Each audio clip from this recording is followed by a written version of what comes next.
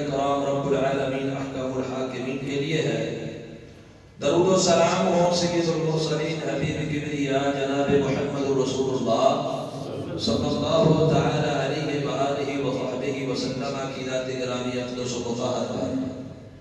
معزز سامعین، اللہ سبحانہ وتعالی کا جتنا بھی شکر ادا کیا جائے کم ہے کہ اللہ جلال والاکرام رب العالمین نے ہمیں ہماری زندگی میں اور صحت یاب ہوتے ہوئے رمضان المبارک جیسا مقدس بابرکت پررحمت مہینہ عطا فرمایا ہے۔ رمضان المبارک کے مہینے کا مل جانا یقیناً بہت بڑی سعادت ہے، اور یہ سعادت اسی کے لیے ہے جو رمضان المبارک کے مہینے میں اللہ کی رحمتوں کو سمیٹ لے، مغفرتوں کا مستحق بن جائے، اللہ کو راضی کر لے، اپنی اصلاح کر لے۔ جس کی زندگی میں رمضان آئے اور وہ اللہ کی رحمت نہ لے سکے، مغفرت نہ کروا سکے، اس کی فیوض و برکات کو حاصل کر نہ سکے، اس کے لیے رمضان کا آنا نہ آنا برابر ہے۔ تو جو لوگ عبادت گزار ہیں، جو لوگ اللہ کو راضی کرنے کے لیے تاغوتو کرنے والے ہیں، اللہ کو ماننے والے ہیں، یقیناً ان کی زندگی میں، ان کے نامہ اعمال میں جو رمضان المبارک کے اعمال کا آ جانا ہے، یہ ان کے لیے انتہائی بڑی سعادت مندی ہے اور بہت ہی بڑی اللہ سبحانہ وتعالی کی طرف سے یہ ان کے لیے انعام ہے، اکرام ہے، فضل ہے کہ اللہ رب العالمین نے اتنا بابرکت مہینہ عطا فرمایا ہے۔ ماہ مبارک کی بڑی خصوصیات ہیں، اور میں اس کی پہلی خصوصیت یہ ہے کہ یہ نزول قرآن کا مہینہ ہے۔ رمضان نزول قرآن کا مہینہ ہے۔ اللہ سبحانہ وتعالیٰ نے سورۃ بقرہ سورہ نمبر 2 آیت نمبر 185 میں فرمایا شہر رمضان الذی انزل فیہ القرآن۔ رمضان کا مہینہ وہ ہے جس میں اللہ نے قرآن کو نازل فرمایا، ھدی للناس وبینات من الھدی والفرقان فمن شہد منکم الشہر فلیصم۔ جو اس مہینے میں موجود ہو اسے چاہیے کہ روزہ رکھے، یعنی زندہ ہو جو جس پر رمضان کا مہینہ آ جائے۔ یہ اس میں ایک رات ہے جو 1000 مہینوں سے بھی زیادہ افضل ہے۔ انا انزلناہ فی لیلۃ القدر وما ادراک ما لیلۃ القدر لیلۃ القدر خیر من الف شہر۔ اس کو ہم نے لیلۃ القدر میں جو رمضان میں آتی ہے اس میں نازل کیا۔ آپ کیا جانو یہ لیلۃ القدر ہے کیا؟ لیلۃ القدر خیر من الف شہر، 1000 مہینوں سے بھی زیادہ بہتر ہے ایک رات جو رمضان المبارک کے مہینے میں آتی ہے۔ اور یہ خصوصیت صرف رمضان المبارک ہے، اس کی ایک رات 1000 مہینوں سے زیادہ بہتر ہے جو لیلۃ القدر کی رات ہے۔ اور یہ مہینہ وہ ہے جو جہنم سے آزادی کا مہینہ ہے۔ اللہ کے رسول صلی اللہ علیہ وسلم نے فرمایا، سیدنا جابر رضی اللہ عنہ حدیث کے راوی ہے، ابن ماجہ میں حدیث نمبر 1645 ہے، فرمایا کہ ان للہ عند کل فطر نتقاء من النار۔ ہر افطاری کے وقت اللہ جہنم سے لوگوں کو آزاد کرتے ہیں، اللہ جہنم سے گردنوں کو آزاد کرتے ہیں۔ کتنے ہی لوگ ایسے ہیں افطار کا وقت ہوتا ہے، جن کو انہوں نے روزہ رکھا ہوتا ہے، اللہ ان کو جہنم سے آزاد کر دے، اس کو بھی جہنم سے آزاد کر دے، یہ بھی جہنم سے آزاد، اس کو بھی جہنم میں نہیں ڈالے گا۔ اور یہ ہوتا کب ہے؟ وَذَلِكَ فِي كُلِّ لَيْلَةٍ۔ یہ رمضان کی کوئی مخصوص رات نہیں ہے، پہلی رات سے لے کر آخری رات تک ساری راتوں کے لیے یہی ہے کہ جہنم کی آزادی کی رات ہے۔ ہر روزہ، ہر روز افطاری کا وقت جہنم سے آزادی کا وقت ہے۔ وَذَلِكَ فِي كُلِّ لَيْلَةٍ، ہر رات ایسا ہے۔ ایک روایت ہے جو سند کمزور ہے، بہت زیادہ ہے، کہ اولہ رحمہ واوسطہ مغفرہ وآخرہ عتق من النار۔ پہلا عشرہ رحمت، دوسرا مغفرت، تیسرا جہنم سے آزادی۔ یہ روایت اللہ کے رسول صلی اللہ علیہ وسلم سے ثابت نہیں۔ اگر غور کیا جائے اللہ کے رسول صلی اللہ علیہ وسلم کے فرامین کو رمضان کے متعلقہ جو ہیں پڑھا جائے تو یہ بات واضح ہوتی ہے، رمضان کی پہلی رات سے لے کر آخری رات تک تینوں عشر مغفرت کے، پہلے دن سے لے کر آخری رات تک چاند نظر آنے تک اور راتیں جو ہیں یہ رحمت کی ہیں، اور 30 یا 29 راتیں جو ہیں یہ جہنم سے آزادی کی راتیں ہیں۔ صرف پہلا رحمت، دوسرا مغفرت، تیسرا نہیں، پہلا رحمت بھی ہے، مغفرت بھی ہے، جہنم سے آزادی کا عشق بھی ہے، دوسرا بھی تیسرا بھی، ان میں رحمت بھی ہے، مغفرت بھی ہے اور جہنم سے آزادی بھی ہے۔ اللہ کے رسول صلی اللہ علیہ وسلم فرما رہے نا وَذَلِكَ فِي كُلِّ لَيْلَةٍ، رمضان کی ہر رات جہنم سے آزادی کی رات ہے۔ اس طرح ابن ماجہ کے اندر روایت ہے 1642 نمبر، اور اس کے شواہد صحیح بخاری کے اندر بھی ہے، مسلم کے مختلف الفاظ میں مختلف خطبے حدیث کے اندر حدیث موجود ہے۔ اللہ کے حبیب صلی اللہ علیہ وسلم نے فرمایا، یہ رمضان کی خصوصیت ہے، اذا كان اول ليلة من رمضان صفدت الشياطين ومرضت الجن، جب رمضان کی پہلی رات آتی ہے شیاطین کو جکڑ دیا جاتا ہے اور سرکش جنوں کو بھی جکڑ دیا جاتا ہے۔ اور کیا خصوصیت ہے؟ اللہ کے رسول صلی اللہ علیہ وسلم فرماتے ہیں وَغُلِّقَتْ أَبْوَابُ النَّارِ فَلَمْ يُفْتَحْ مِنْهَا بَابٌ، اللہ کا جو قید خانہ ہے جہنم، اس کے سارے دروازوں کو بند کر دیا جاتا ہے۔ اب رمضان آ گئے، جہنم بند، جہنم کو بند کر دیا جاتا ہے، حتیٰ کہ اس کا ایک دروازہ تک نہیں کھلا ہے۔ وَفُتِحَتْ أَبْوَابُ الْجَنَّةِ، اللہ کی پروٹوکول والی جنت کے سارے دروازے کھول دیے جاتے ہیں۔ یہ لوگوں کو بتا دیجیے کہ آپ نے قید خانہ بند کر دیا، اپنے آپ کو اس قید خانے سے بچاؤ، اب میرا مہمان خانہ تمہارے لیے کھلا ہے۔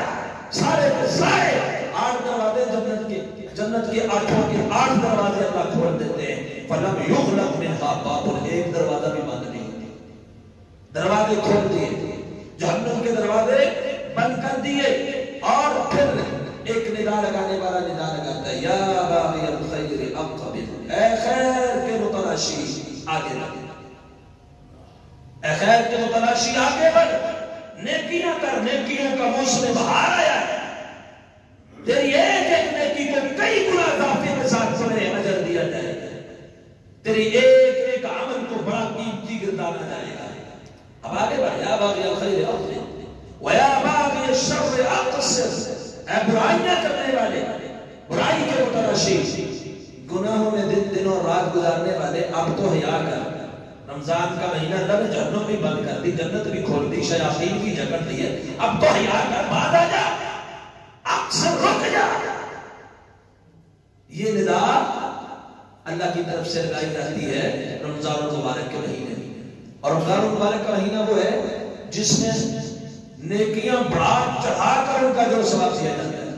مثال کے طور پر آپ عمرہ ہی لے لیں، اللہ کے رسول صلی اللہ علیہ وسلم نے فرمایا صحیح بخاری کے اندر حدیث نمبر 1782 ہے، فَإِذَا جَاءَ رَمَضَانُ فَاعْتَمِرِي، ایک خاتون کو اللہ کے رسول صلی اللہ علیہ وسلم فرماتے ہیں جب رمضان کا مہینہ آ جائے تو عمرہ کر، فَإِنَّ عُمْرَةً فِيهِ تَعْدِلُ حَجَّةً، کیونکہ رمضان میں کیا گیا عمرہ حج کے برابر، رمضان میں کیا گیا عمرہ حج کے برابر ہے۔ جب رمضان کا مہینہ آ جاتا ہے تو اعمال کا اجر و ثواب اس سے بھی کئی گنا زیادہ بڑھ چڑھ کر اللہ سبحانہ و تعالیٰ عطا فرماتے ہیں۔ یہ تو خصوصیات کی چند رمضان المبارک کی۔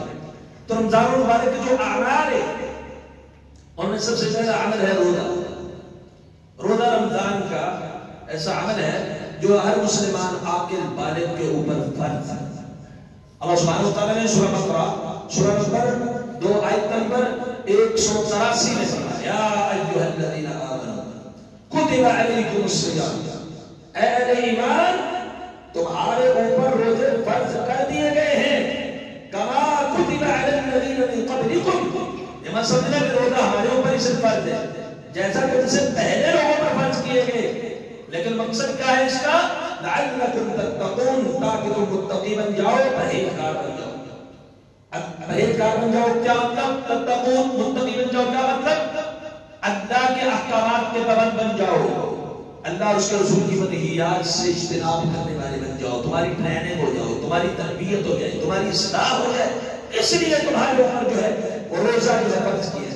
اب روزے میں پانی پیاس بھی موجود ہے، پانی بھی موجود ہے، صاف ہے، شفاف ہے، حلال ہے، لیکن اللہ کا حکم ہے دن کو پانی نہیں پینا، نہیں پی رہا، تو یہ اس کو فلسفہ دے دیا کہ رمضان کے علاوہ تمہارے سامنے ایسا مشروب آ جائے، ایسا کھانا آ جائے، ایسا کوئی عمل آ جائے، ایسا کوئی بول آ جائے، ایسا کوئی نظریہ آ جائے جو اللہ اور اس کے رسول کے حکم کے ساتھ ٹکراتا ہو، تم نے اس کو اپنانا نہیں ہے۔ یہ تربیت کرتا ہے وہ لعلکم تتقون، تاکہ تم متقی اور پرہیزگار بن جاؤ۔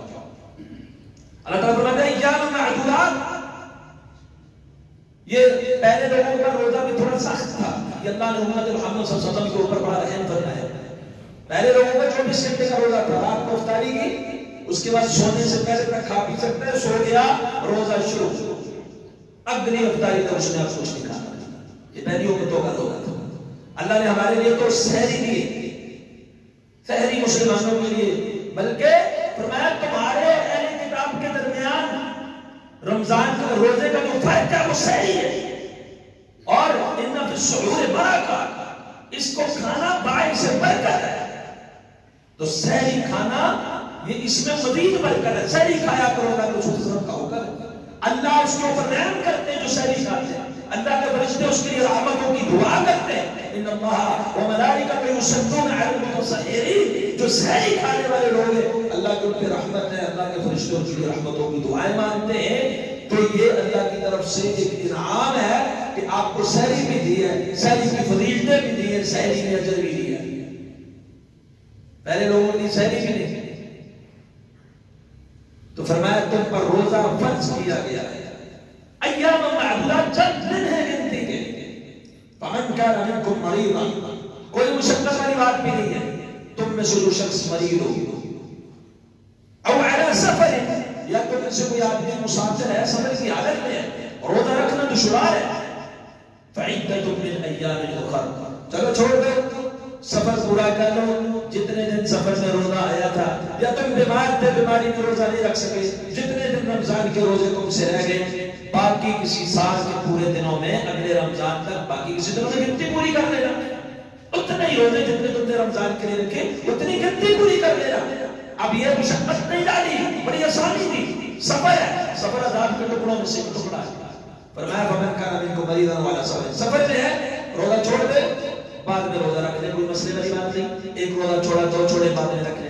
مریض ہے، روزہ نہیں رکھ سکتا، ایک دن چھوڑے، دو دن چھوڑے، 3 دن چھوڑے، جتنے بھی چھوڑے، رمضان کے بعد اگلے رمضان تک درمیان میں وقفے سے یا اکٹھے جس طرح بھی اس کا لسٹ ہے وہ گنتی کیا کرنی ہے، اس نے پوری کر دینی ہے۔ فعدۃ من ایام اخر وعلی الذین یطیقونہ فدیہ، اور وہ لوگ جو طاقت رکھتے ہیں ان کے اوپر فدیہ ہے۔ یہ آیت طاقت والوں کے لیے تو منسوخ ہے، لیکن اس میں 3 قسم کے لوگ شامل ہیں۔ اس آیت کریمہ میں 3 قسم کے لوگ شامل ہیں جو لوگ فدیہ دیں گے روزے کے بدلے میں۔ ان میں پہلا وہ شخص ہے جو ضعیف العمر ہے، مرد یا عورت ہے، بوڑھا مرد یا بوڑھی عورت، یہ ضعیف العمر لوگ جو ہیں یہ فدیہ دیں گے۔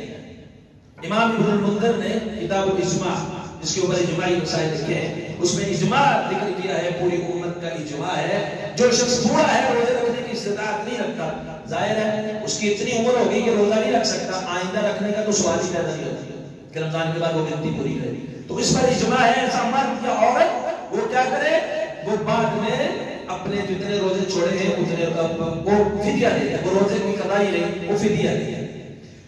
اسی طرح امام دارقطنی نے اپنی سنن دارقطنی کے اندر حدیث نمبر 2361 سیدنا عبداللہ بن عباس رضی اللہ تعالی عنہ کا فرمان ذکر کیا، اور اسی طرح صحیح بخاری کے اندر حدیث نمبر 4043 ہے، اس میں سیدنا عبداللہ بن عباس رضی اللہ تعالی عنہ کا فتویٰ موجود ہے کہ وعلی الذین یطیقونہ فدیہ، وہ لوگ جو فدیہ دیں گے روزے کے بدلے میں، وہ بوڑھا آدمی یا بوڑھی عورت جو روزے کی استطاعت نہیں رکھتے وہ ایک مسکین کو کھانا کھلا دے، یہ ان کا فدیہ ہے، ایک روزے کے بدلے میں ایک مسکین کو کھانا کھلا دے۔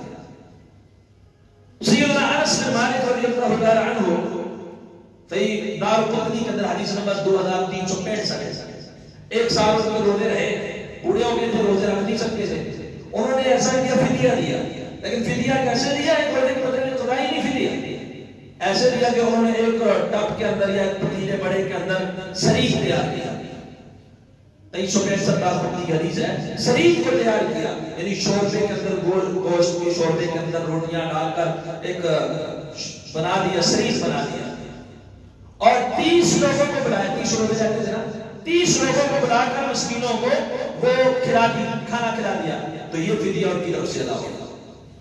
دارقطنی کے اندر ہے، سیدنا عبداللہ بن عباس رضی اللہ عنہ فرماتے ہیں، ایک روایت کے مطابق ایک سا کا جو آدھا ہے، یعنی آدھا سا فدیہ ہے، یعنی آپ گندم دے رہے ہیں اگر کسی کو بطور فدیہ، ایک روزہ رہ گئے کسی بوڑھے آدمی کا، تو وہ کیا کرے، ایک سا کا آدھا جو ہوتا ہے آدھا سا لے جائے۔ اور دوسری روایت دارقطنی کی سنن عبداللہ بن عباس رضی اللہ عنہ کا فتویٰ وہ کیا ہے، ایک مد دے دے، ایک مد کی منادہ پر بنتی ہے، ایک مد، اس طرح ایک کپ پر کے ایک مد وہ دے دے گندم کی یا کسی غلے کی، یہ ایک مسکین کا کھانا ہو جائے۔ ہمارے یہاں لوگ کہتے ہیں کہ فدیہ جو ہے وہ ایک مسکین کو 2 وقت کا کھانا کھلانا ہے، تو ایسی بات نہیں ہے، ایک مسکین کو کھانا کھلانا ہے، 2 وقت کا نہیں، ایک مسکین کو صرف ایک بار کھانا کھلا دے، ایک روزے کا فدیہ ادا ہو جائے۔ اب وہ آپ کی مرضی، آپ گھر میں جو اوسطاً کھانا کھاتے ہیں، آپ کے گھر میں جو چلتا ہے، گندم آپ کھا رہے ہیں، گندم کی روٹی ہے، سالن ہے، اس کا کیا بنتا ہے وہ آپ دے دیں۔ اگر آپ طرف بھی اچھا کھانا کھاتے ہیں، آپ اس کے حساب سے دے دیں۔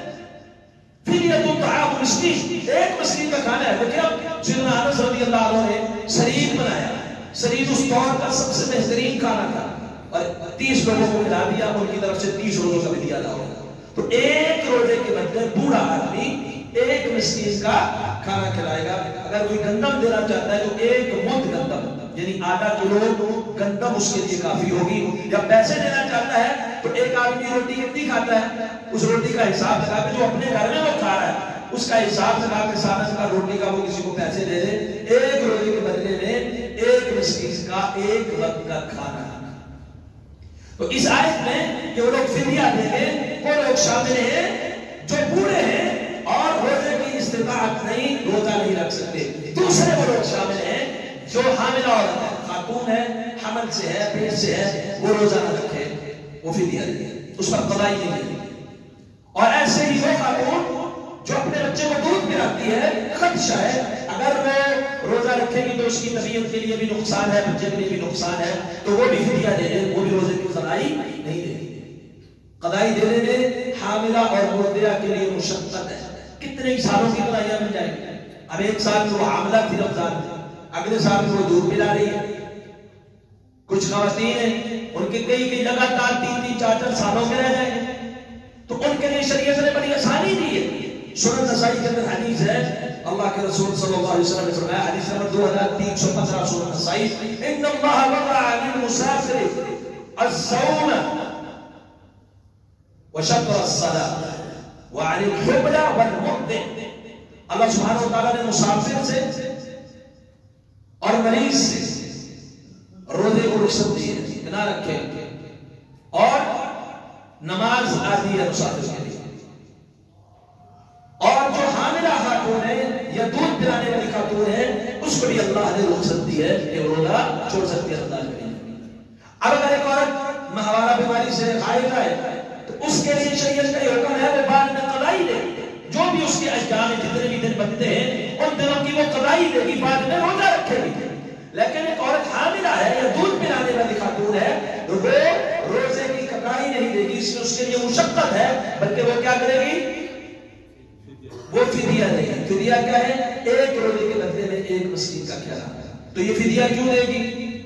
سیدنا عبداللہ بن عباس رضی اللہ تعالی عنہ کا فتویٰ ابو داؤد کے اندر حدیث نمبر 2317 موجود ہے، اور باتیں وعلی الذین یطیقونہ فدیہ، وہ لوگ جو روزے کی طاقت رکھتے ہیں ان کے اوپر فدیہ ہے۔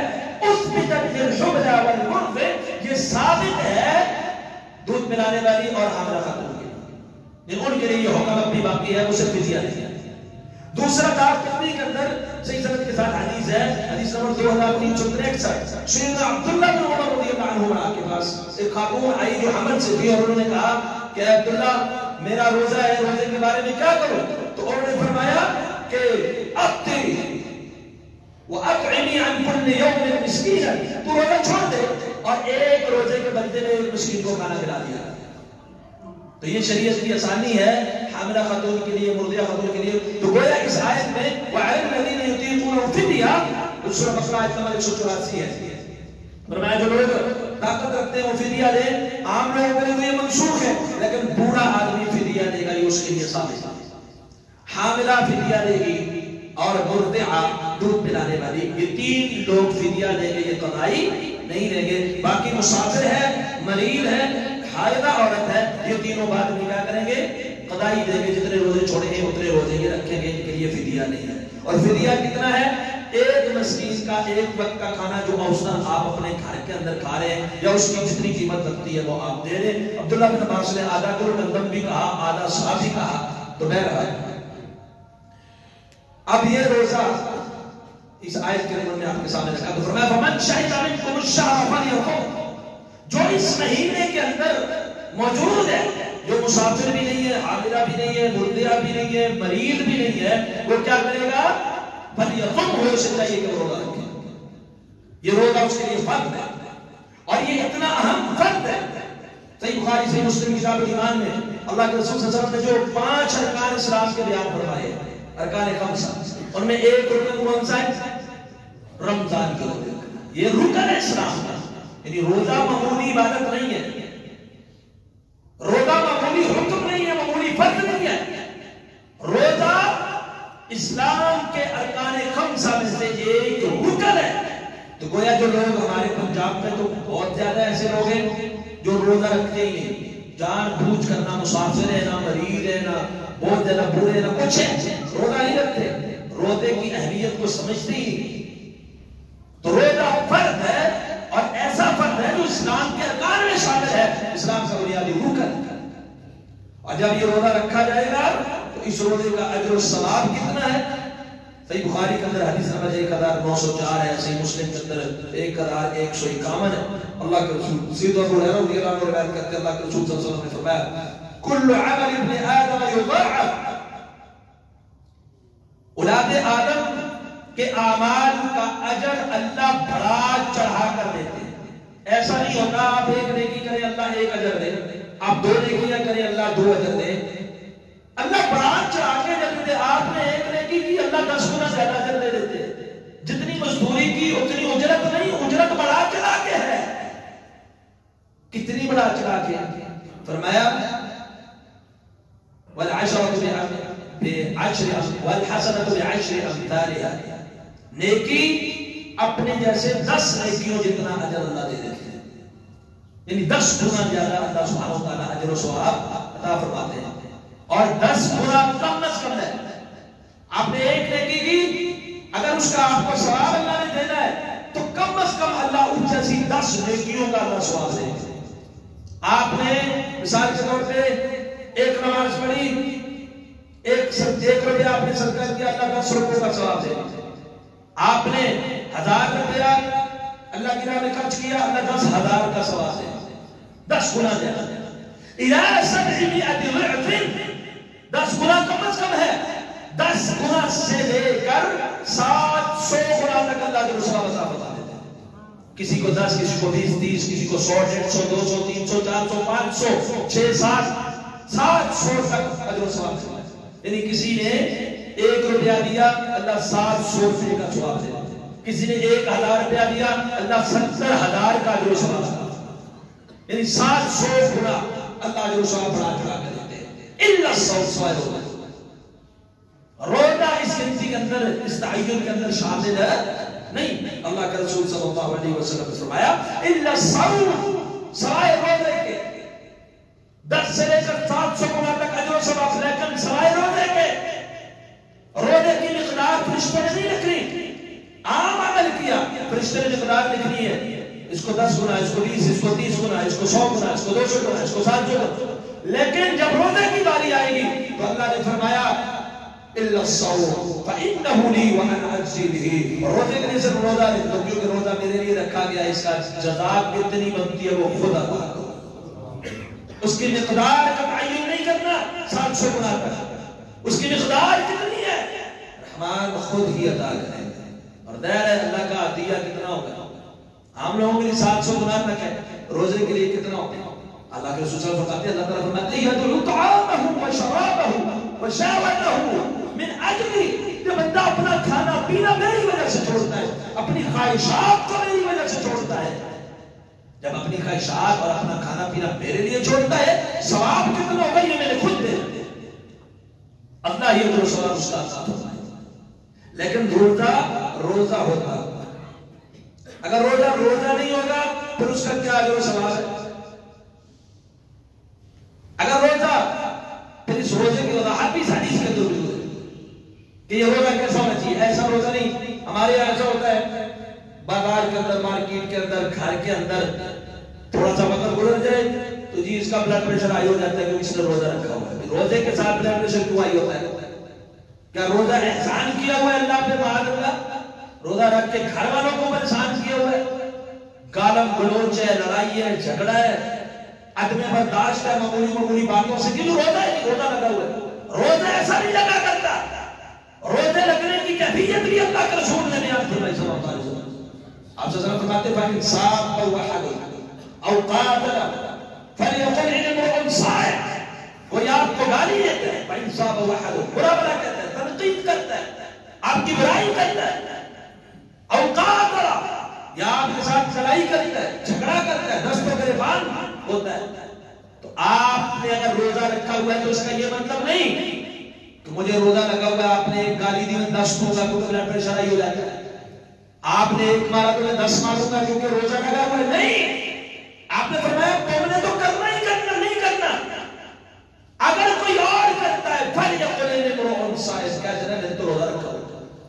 روزہ ایسے لگا کرتا ہے جو عبادت سمجھ کے روزہ رکھا گیا ہو، اللہ کا حکم سمجھ کے روزہ رکھا گیا ہو کہ میں نے تو روزہ رکھا ہوا ہے، بھائی تم اس سے لڑ رہا ہے، میں نہیں لڑ سکتا، میں پابند ہوں کیونکہ میں نے روزہ رکھا ہوا. روزے میں لڑائی جھگڑا کرنا جائز ہے تو گالی دیتا ہے، میں تو روزے دار ہوں، جیسے میں ابھی کھا نہیں سکتا ایسے میں گالی بھی نہیں دے سکتا، تو میں نے روزہ رکھا ہوا.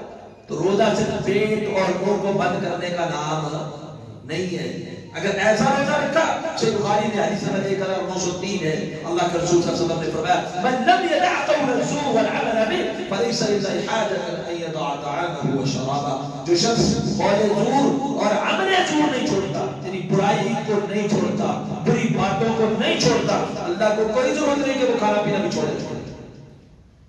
منہ بند کیا ہوا ہے گالی گلوچ اسی طرح ہے، منہ بند کیا ہوا ہے غیبتیں اسی طرح ہے، منہ بند کیا ہوا ہے کسی کے ساتھ جھوٹ فریب دھوکہ اسی طرح ہے، غیبت اسی طرح ہے. تو اللہ کے رسول نے فرمایا اللہ کو اس کے کھانا پینا چھوڑنے کی ضرورت ہے.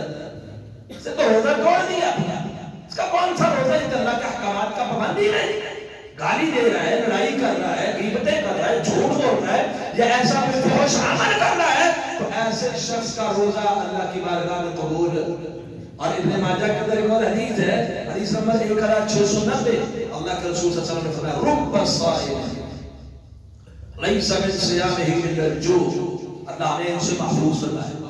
آپ نے فرمایا کتنے ہی روزہ دار ایسے، کتنے ہی لوگ ایسے صبح اٹھتے ہیں، سحری کرتے ہیں، دن کو کچھ بھی نہیں کھاتے، کچھ بھی نہیں پیتے، شام کو صرف افطاری کرتے ہیں، سمجھ لیتے ہیں ہم نے روزہ رکھا ہوا ہے. رب الصائم، کتنے ہی روزے دار ایسے ہیں لیس من صیامہ الا الجوع، سوائے بھوک کے انہیں کچھ بھی ملتا پر بھوک ہی ملی ہے، پیاس ہی ملی. اللہ اس سے محفوظ فرمایا. وجہ کیا؟ کیوں بھوک اور پیاس ہے؟ کہا کہ کہیں قیام کرنے والے ایسے سوائے تھکاوٹ کے کچھ نہیں ملتا. کیوں؟ وجہ اخلاص نہیں ہے، عقائد کی درستگی نہیں ہے، قبولیت اعمال کی جو شرائط ہیں ان کے اندر نہیں پائی جاتی. جب قبولیت اعمال کی شرائط ان کے اندر نہیں ہے، روزہ رکھ کے بھی سوائے بھوک کے کچھ نہیں ملتا اور تلاوت کر کے بھی بجائے تھکاوٹ کے کچھ نہیں ملتا. اجر و ثواب لینا اتنا آسان نہیں ہے، اس کے لیے ساری چیزوں کا خیال رکھنا ضروری ہے، اپنی اصلاح کرنی ضروری ہے.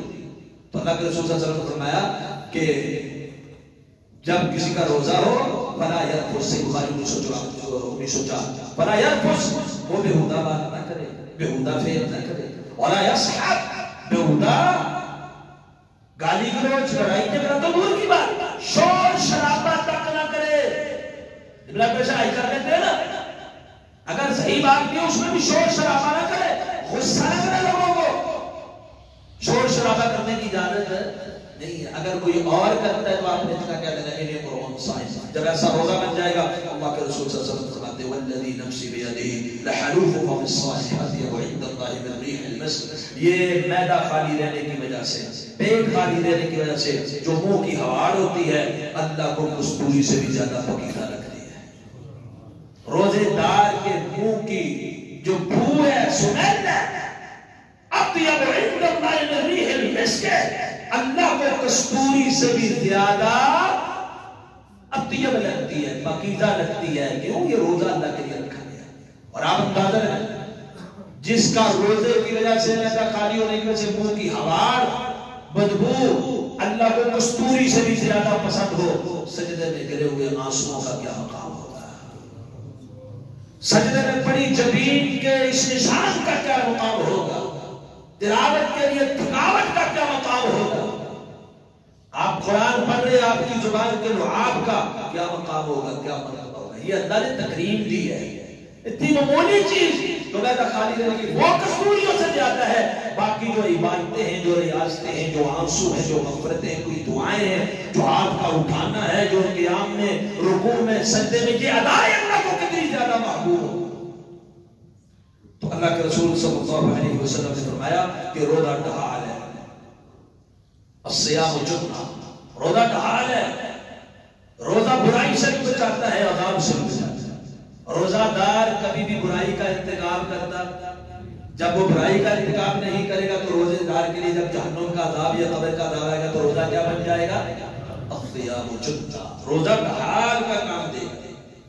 اس طرح اتنا پروٹوکول ہے، صحیح بخاری کے اندر حدیث نمبر 1896 اللہ کے حبیب جناب محمد رسول اللہ صلی اللہ علیہ وسلم نے فرمایا ان فی الجنت بابا یقال له الریان، جنت میں ایک دروازہ ہے، وی آئی پی گیٹ، پروٹوکول والا، اس کا نام ہے ریان۔ ریان کا معنی کیا ہوتا ہے؟ سیراب کرنے والا۔ جنت کے 8 دروازے ہیں، 8 دروازوں میں سے ایک دروازے کا نام ہے ریان، سیراب کرنے والا۔ لیکن یہ وی آئی پی پروٹوکول والا گیٹ ہے، یہ ایسا گیٹ ہے، دروازہ ہے۔ اللہ کے رسول صلی اللہ علیہ وسلم نے فرمایا کہ جنت میں ایک دروازہ ہے جس کا نام ریان ہے، سوائے روزے داروں کے اس سے کوئی اور داخل نہیں ہوگا۔ یہ اسپیشلی روزے داروں کے لیے، اسپیشلی کہا جائے گا این الصائمون، روزے دار کہاں ہیں؟ روزے دار کھڑے ہو جائیں گے اور ان کو جنت کے دروازے سے جنت میں داخل کر دیا جائے گا، جس کا نام یہ سراب کر دینے والا۔ جب وہ جنت میں داخل ہو چکے ہو جائیں گے، ان کے علاوہ اس دروازے سے کوئی ایک بھی جنت میں داخل، یہ اسپیشل صرف اور صرف ان لوگوں کے لیے پروٹوکول ہے جو روزے دار۔ اسی طرح امام احمد نے المسند کے اندر روایت کیا الصیام والقرآن یشفعان للعبد، قرآن اور روزہ یہ دونوں ہی اللہ کے سامنے بندے کے لیے سفارش کریں گے۔ اور روزہ کہے گا اے رب منعته الطعام والشهوات فشبعني فيه، اللہ میں نے اس کو کھانے پینے سے بھی روکے رکھا اور خواہشات سے بھی روکے رکھا۔ خواہشات سے نہ روکے، کھانے پینے سے روکے، اس کا کہے گا روزہ؟ کہے اللہ میں نے اس کو کھانے پینے سے بھی روک کے رکھا ہے، روزہ اس سے سفارش کرے گا، اور اس کی شہوات سے بھی اس کو روک کے رکھا ہے، اللہ میری سفارش اس کے حق میں قبول فرما کے اس کی بخشش کرے گا۔ اور قرآن کہے گا منعته النوم، میں نے نیند سے اس کو روک کے رکھا، میں نے کہا بستر کو چھوڑ ادھر قیام کیا، اس نے قرآن کی تلاوت کی، سونا نیند کو چھوڑے رکھا، لہذا میری سفارش بھی اس کے حق میں قبول کی جائے گی۔ اللہ کے رسول صلی اللہ علیہ وسلم فرماتے ہیں فَيُشَفَّعَانِ، روزے کی سفارش کو بھی اللہ قبول فرما لیں گے، قرآن کی سفارش کو بھی اللہ قبول فرما لیں گے۔ روزے دار اور قرآن پڑھنے والے کے لیے قرآن اور روزے کی سفارش ہوگی۔ اس کے علاوہ بھی روزے کے بہت سارے فوائد موجود ہیں مختلف احادیث میں۔ روزہ بہت بڑا عمل ہے۔ اللہ کے رسول صلی اللہ علیہ وسلم سنن نسائی کی ذرا آخری بات کرتا ہوں، حدیث ہے، ایک آدمی نے اللہ کے رسول صلی اللہ علیہ وسلم سے پوچھا اللہ کے حبیب مجھے ایسا عمل بتلا دیجئے جو مجھے بڑا نفع دے، مجھے بڑا نفع بخش ہو، بعض روایات کے مطابق جنت میں داخل کر دے گا۔ آپ نے فرمایا علیک بالصوم فإنه لا عند له، تو روزے رکھا کر، روزے کے برابر کوئی اور عمل نہیں ہے۔ تو روزہ اتنا عمل ہے کہ اس کے مقابل کا، اس کے بدل کا کوئی اور عمل نہیں ہے۔ بہت بڑی فضیلتیں ہیں، بہت بڑا مقام ہے، بہت بڑی شان ہے، اس لیے روزے کو بڑے اہتمام کے ساتھ رکھیں، بڑے خلوص کے ساتھ رکھیں۔ رات کو یہ آپ کا ارادہ ہو کہ صبح ہمیں فرضی روزہ رکھنا ہے، تب جا کے تو روزہ ہوگا. لیکن روزہ اس چیز کا نام نہیں ہے آپ صبح اٹھیں سحری کریں اور سو جائیں فرض نماز کے لیے بھی نہ آئے, پھر آپ دن بھر سوئے رہیں, پھر جب اٹھیں تو ڈرامے لگا لیں. آج کل عجیب مصیبت ہے, ڈراموں کو بھی لوگ سوال سمجھ کے سنتے ہیں. جی اس میں خلافت عثمانیہ کو بیان کیا گیا اور ٹائم پاس کرتے ہیں. یہ روزہ نہیں ہے, آپ کو وقت ملا ہوا ہے, غنیمت جانے اس وقت کو, ڈراموں میں نہیں, فضول گپ شپ میں نہیں, ایک لمحے کو قیمتی جان کر اپنے نام اعمال کو لگے, نیکیوں کے ساتھ, ذکر کے ساتھ, تلاوت کے ساتھ, خیرات صدقات کے ساتھ, جو بھی نیکی کر سکتے ہیں وہ اس رمضان مبارک کے اندر کریں. اللہ سے دعا ہے اللہ نے صحیح معنوں میں رمضان مبارک کی قیمتی گھڑیوں سے مستفید ہونے کی توفیق عطا فرمائے.